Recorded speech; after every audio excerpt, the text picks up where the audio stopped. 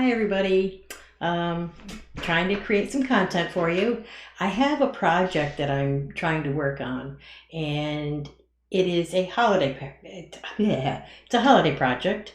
I need a new wreath. My last wreath, it was a cute one. I made it several years ago, but it finally kind of fell apart on me.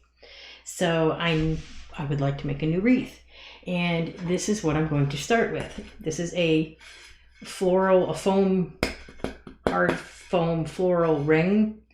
I think I got this at Joann. The brand is Flora Craft. It's a number 10 wreath.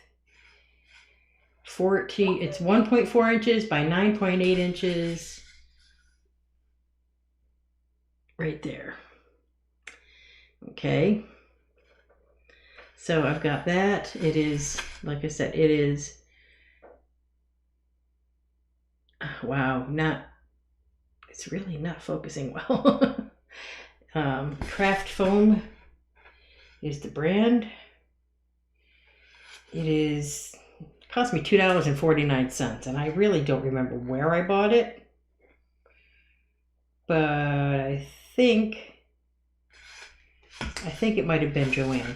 Anyway, now I'm going to take the sticker off, and hopefully it doesn't leave behind too much adhesive. Let me tip you down just a hair. There we go, just a pinch. Hopefully it doesn't leave too much adhesive behind. Not that it's going to matter because it's going to be all covered up, but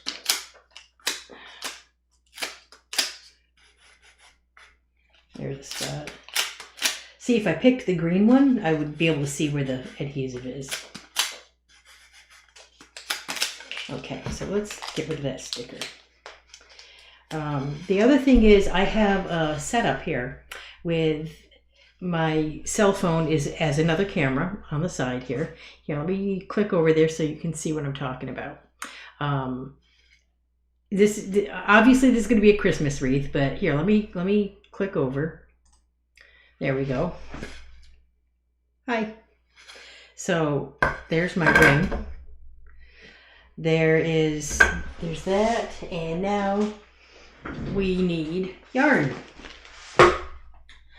So I know I've got a whole bunch of tools here. I got my handy dandy little stitch markers. I have my 7 and my G, which is a 4.0 and a 4.5 millimeter. We have several colors here. I don't know if I want red, maroon. I know I do. Whoops. I know I want white. So there's some white. Oh my God. What a mess. My bag is a mess. And I know I've got green. This is really not Christmas green. This is more like Grinch green, which is fine. I like that too. So what I would like to do is what I need to do first is I need to crochet something that will go around this and cover this up completely. And I think I'm going to do that with the maroon. Yeah, I think I'll do that with the maroon. Okay, I lost my scissors. Used to have a pair in here. Oh, they're there.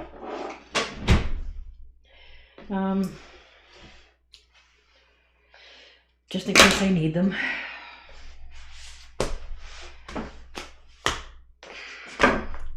What do you think? The maroon or the red? I haven't really decided on what the finished item is going to look like. I just don't know yet.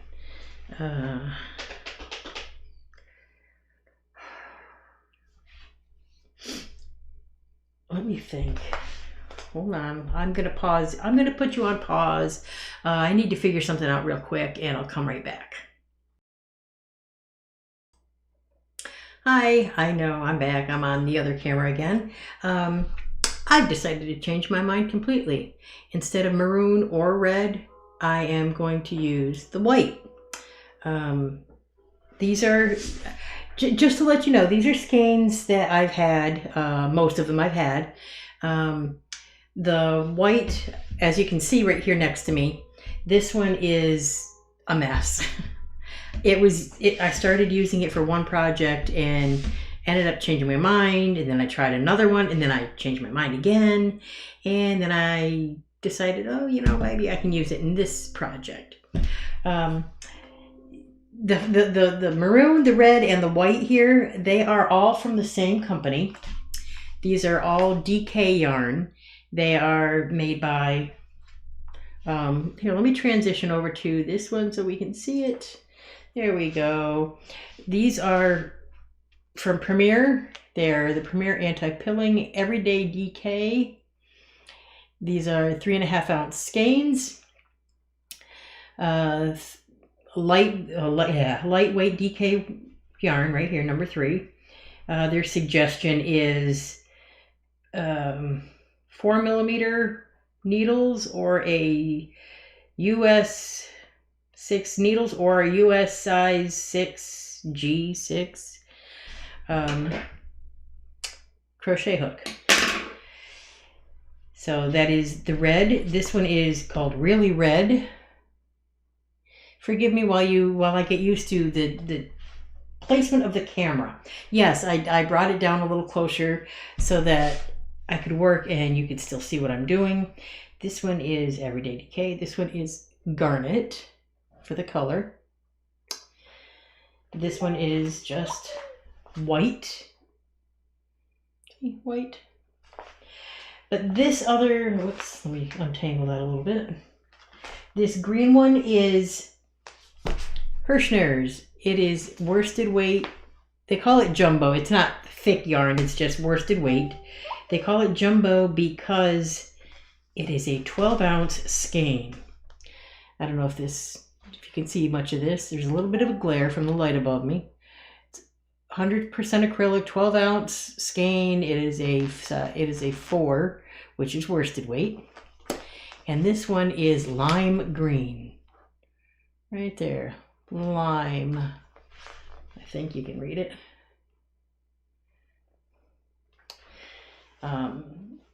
This one is a brand new skein. I just got this.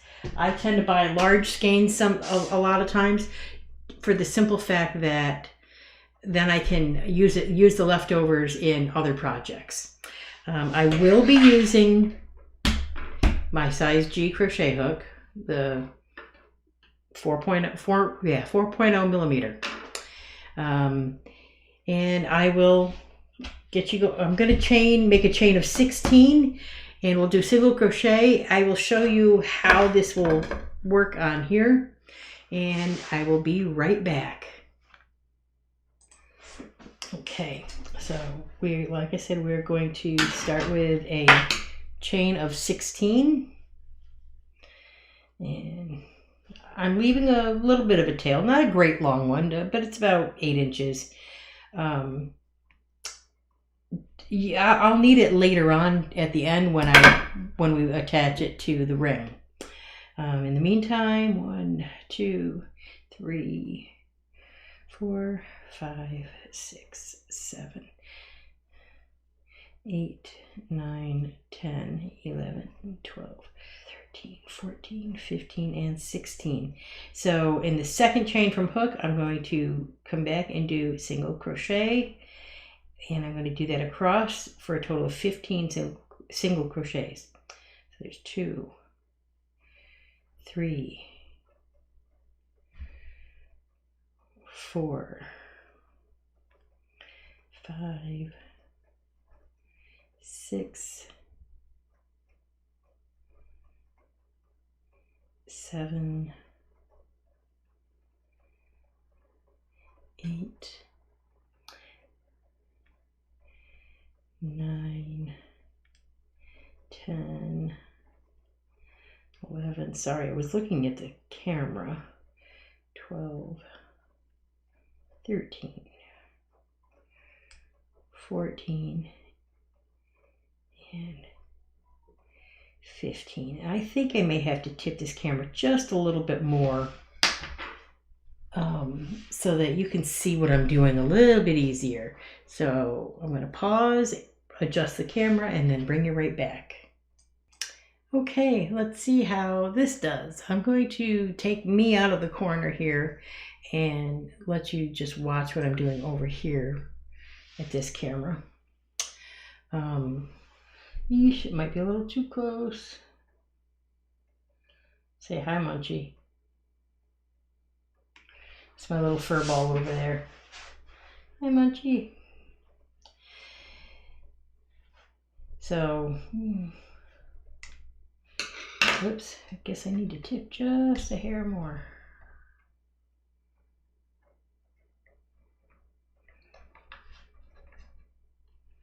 There we go. So what I'm going to do is do a chain 1 and come back across. So chain 1, turn, and I'm going to work through both front and back loops. So not just this one, but also this. So there'll be 15 coming back across. So 1, 2,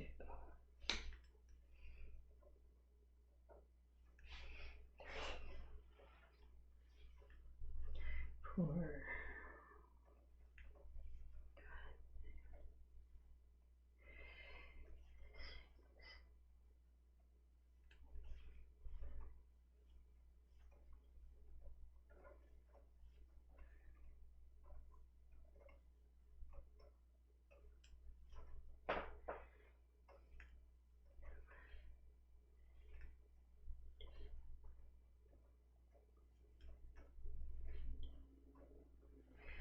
14,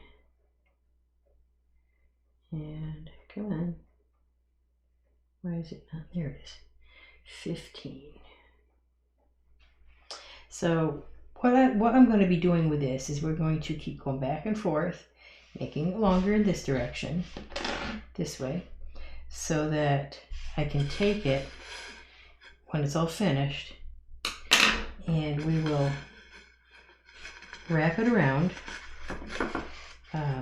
I've got 15 stitches on here. This is a very small ring. It is, this is the size of the ring. There, there, take the glare off of it. And he seems very interested in what I'm doing. He thinks I'm talking to him. So this is the size ring I have. It's 1.4 inches by 9.8. Come on, you gotta clear up. 1.4 by 9.8. 3.5 centimeters by 24.8 centimeters. So what we'll do is make it long enough and it will go all the way around the ring. So I'm just going to continue this. We'll do another row with you. Do another row with you. And it's going to be chain 1 and turn. Skip the chain that we turned with, and do 15 single crochets in both loops all the way across.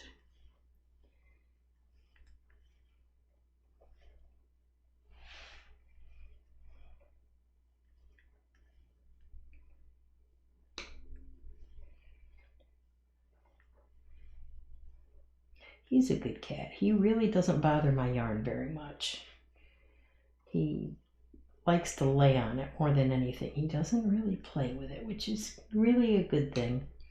But I don't like him to lay on it because I don't want all my projects covered with cat hair before I even make them.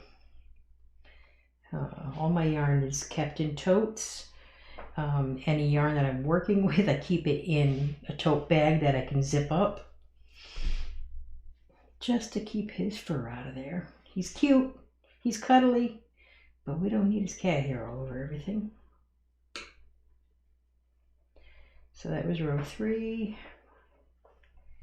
2, 3, 4, 5, 6, 7, 8, 9, well, 10. It seems I've got a little knot coming along here.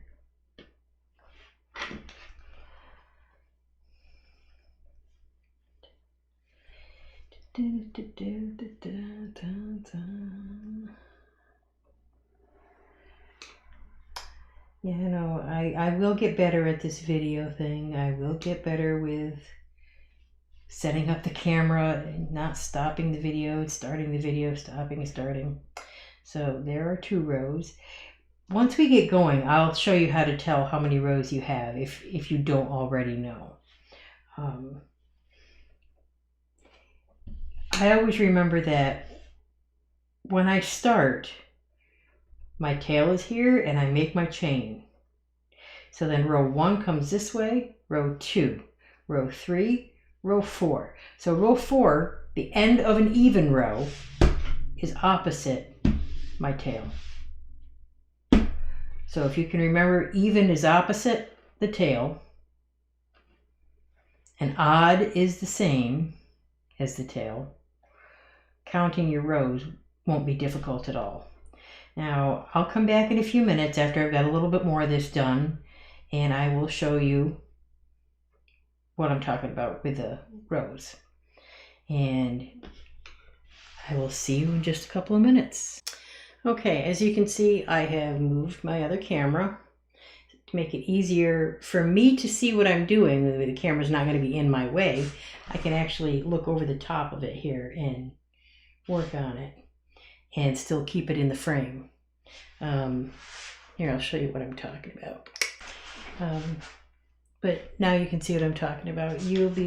This camera will be looking at my side because I don't have a way to hook. Well, I might have a way to hook that in a different position, but it's still going to be awkward. Still going to be kind of awkward. There, it's a little better, but I can turn this and I can show you my setup here. See, it's not too terrible.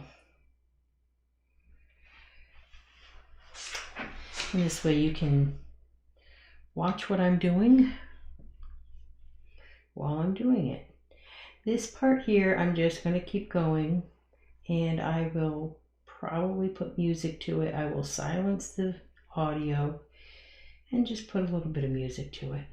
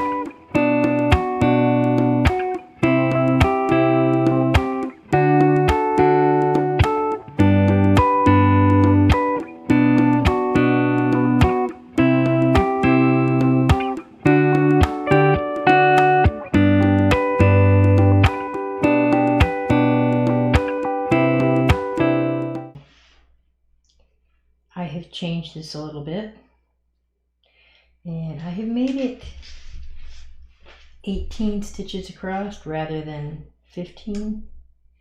So I started with 19 way down here at this end. Started with 19, and of course the last one is the turn chain, so you do all that. And you go back and forth. Now, if you are unsure how to count the rows that you've got finished, remember how I had said that this tail over here would be where you began. And I know this looks really crooked. It's the angle of the camera. So if you hold it just right, you can see how there's ridges. All these ridges. Now with single crochet, I'm looking on one side only. And this is, like I said, this is where we started. So we started our chain. Sorry for wiggling. We started our chain and went across. There's the 19. And then we turned. We did 18 single crochet into those chains. Then we did row 2, row 3, row 4, 5 and 6, 7 and 8. So each of these ridges represents 2 rows. So 2, 4, 6, 8, 10, 12, 14, 16, 18, 20, 22, 24, 26, 28, 30, 32, 34, 36, 38, 40, 42, 44, 46, 48, 50. You can see that I've got row 50 marked out. I started doing this after about row 20, so I don't have to go all the way back to the beginning and count all the way up to 50. How I have my stitch marker, I don't put it through all the way to the back side.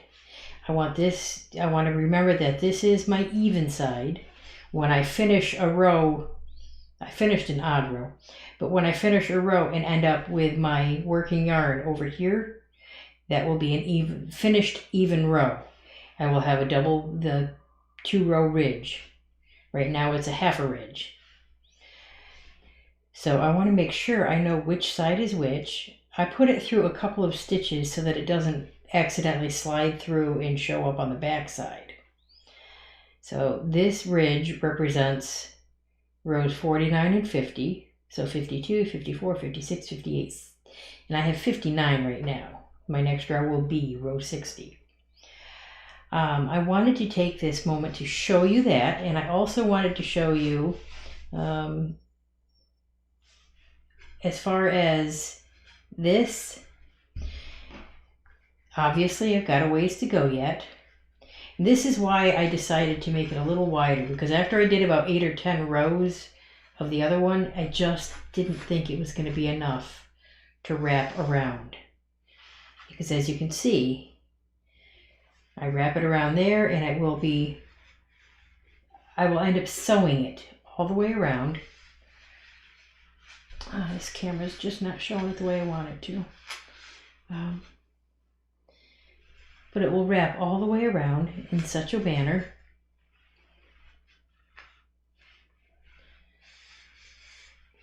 and when we sew it, I will arrange the camera so it's a little easier, but when we sew it, we will sew the first 2 ridges together, the second 2 ridges together, the third 2 ridges together, and so forth, so that it's even all the way around. Obviously, I've got a long ways to go because this does not even come close to covering the entire ring. So, but that's where I left it at the moment, and I am going to go back to the music and I'm going to continue with my rows for a while longer. As I said, it's going to be a while. If I was using worsted weight yarn, I believe it's around 110 rows that I would need. Between 110 and 125, depending on how tightly you crochet. So this stitch marker shows row 50, 49 and 50, so there's 51, 52, 53, 54, 56, 58, 59, and that's where I'm at. I will come back in just a little while. Obviously, I am not wearing the same outfit I was yesterday, so this is a new day. I will be back. I'm going to transition over to the other camera, and I will be back to show you, to show you a little more after.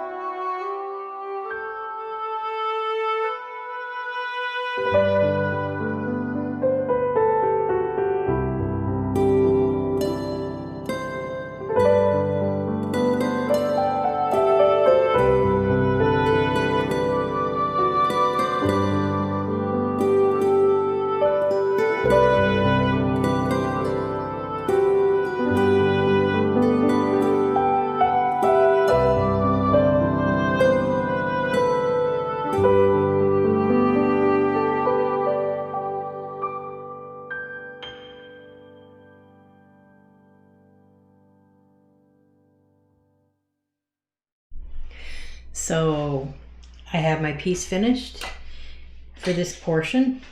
I just need to cut the yarn, and let's see, we'll cut the end and finish, tie it off.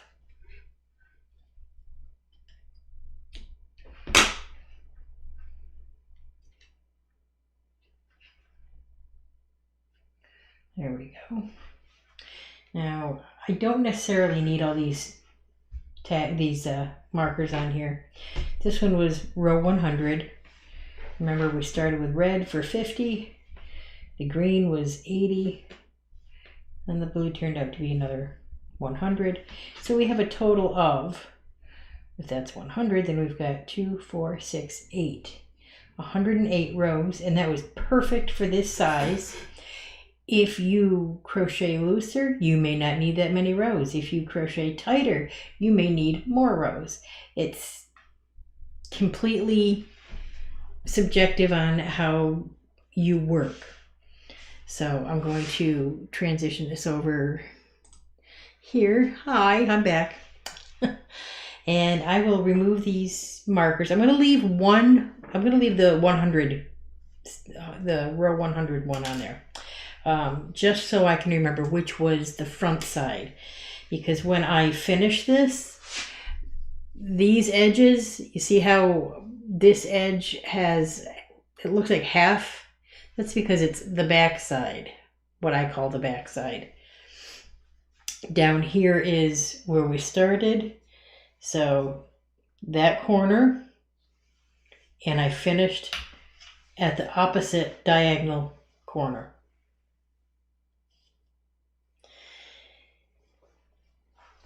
That way I have the correct number I need. The side with a stitch marker will be the outside. It's not imperative. You can hide it as you go along. You'll see what I mean when we get sewing it on there.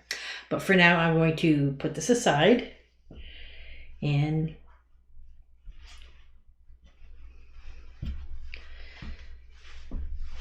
then I will show you in a little while how to sew it on so that it's attached to the ring. And in just a little while, I'll show you how to sew it on so it's attached to the ring.